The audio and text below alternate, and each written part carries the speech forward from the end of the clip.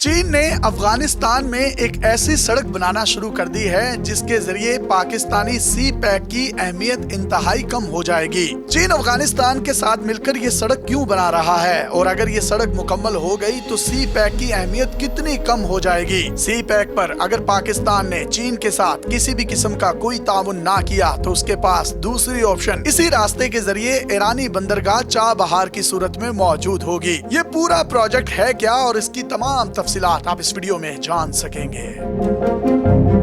چین اور افغانستان نے مل کر ایک ایسا کام شروع کر دیا ہے جس کے بعد پاکستان کی اہمیت نہ ہونے کے برابر رہ جائے گی۔ اس کے ساتھ ساتھ گرم پانیوں تک پہنچنے کے لیے چین کو سی پیک کی ضرورت بھی نہیں رہے گی۔ یہ دونوں ملک مل کر واخان راہداری پر سڑک بنا رہے ہیں۔ اگر یہ سڑک مکمل ہو جاتی ہے تو چین کے پاس گوادر کے علاوہ ایرانی بندرگاہ چابہار کا آپشن بھی آ جائے گا، جس سے نہ صرف چین بلکہ مڈل ایسٹ کی کچھ ریاستیں بھی پاکستان کے بغیر ہی کھلے پانیوں تک رسائی حاصل کر لیں گی۔ اس سارے معاملے پر بات کرنے سے پہلے ہم یہ سمجھ لیتے ہیں کہ واخان راہداری ہے کیا اور یہ اتنی اہم کیوں ہے۔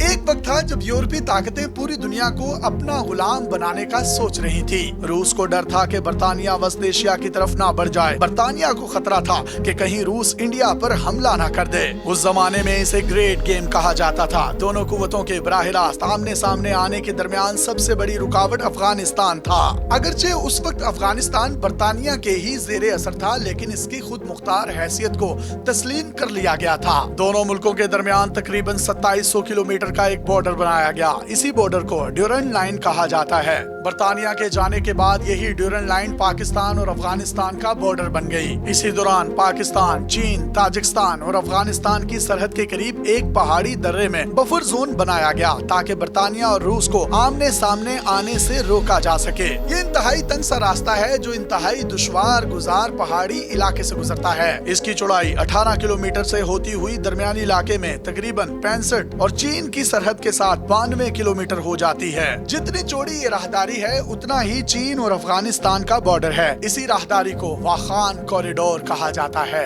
اگرچہ یہ تنگ سی جگہ ہے لیکن اس کی جغرافیائی اہمیت بہت زیادہ ہے۔ یہ وسطی ایشیائی ریاستوں کو پاکستان سے الگ کرتی ہے۔ وسط ایشیائی ریاستیں اور افغانستان لینڈ لاکڈ ہیں۔ لینڈ لاکڈ وہ ریاستیں ہوتی ہیں جنہیں کسی بھی طرف سے کوئی سمندر نہیں لگتا۔ یہ سارے ہی ملک قدرتی وسائل سے مالا مال ہیں۔ سب سے بڑا مسئلہ یہ ہے کہ یہ اپنی چیزیں دنیا کو نہیں بھیج سکتے کیونکہ تجارت کے لیے سمندر کی ضرورت ہوتی ہے اور ان ریاستوں کے پاس سمندر موجود نہیں ہے۔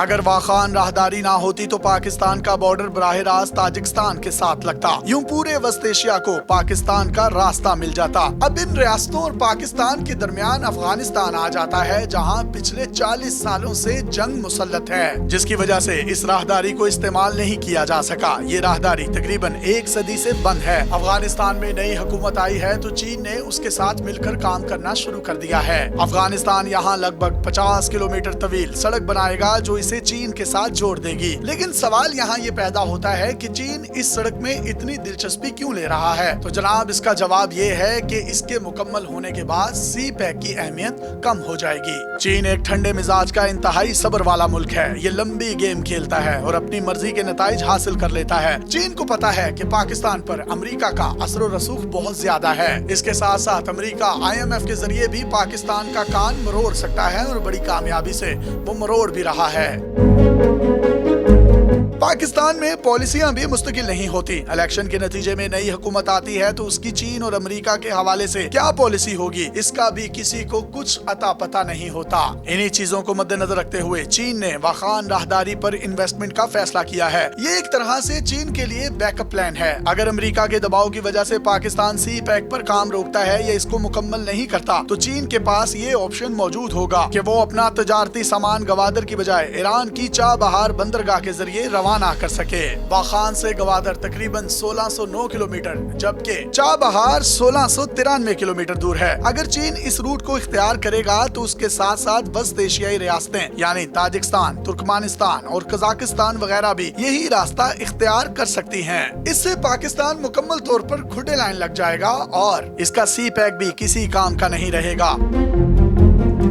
पाकिस्तान को वाखान राहदारी के दोबारा एक्टिव होने को इतना हल्का नहीं लेना चाहिए। इस हवाले से जरूरी इकदाम करने चाहिए और कोशिश करनी चाहिए कि चीन और वस्त एशियाई रियासतें ईरान जाने पर मजबूर ना हो और गवादर के जरिए ही तिजारत करें। अगर ऐसा ना हुआ तो ना हम चीन के रहेंगे और ना ही अमेरिका के। अपने मेजबान यासिर शामी को पाकिस्तान के सबसे बड़े digital media network daily Pakistan से इजाजत दीजिए और देखते रहिए डेली पाकिस्तान। अल्लाह हाफिज।